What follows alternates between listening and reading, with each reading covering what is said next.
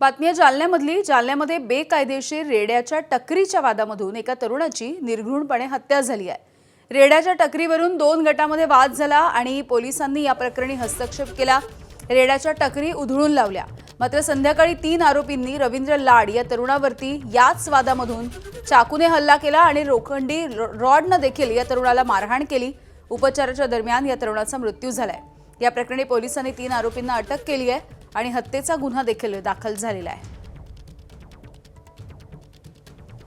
Maharashtra number 126/26 हा दाखल केलेला होता।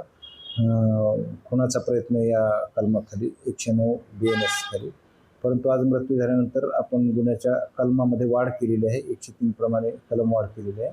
रात्रीच आम्ही आरोपींच्या शोधाकरता पथकं रवाना केली होती आणि आज सकाळी आम्हाला यातले 3ही आरोपी जे आहेत ते मिळालेले आहेत। त्यांना आपण आंबोड रोड येथून अटक केलेली आहे। आज त्यांची आम्ही PCR घेणार आहोत आणि त्यानंतर आपण डिटेलचं इंटरोगेशन करणार आहोत की घटना नेमकी का घडलेली आहे, त्याचं कारण काय आहे आणि यामध्ये अजून कोणी इन्व्हॉल्व आहे का याबाबत सखोल तपास आपण पोलीस कस्टडीतून करणार आहोत। ABP माझा, उघडा डोळे बघा नीट।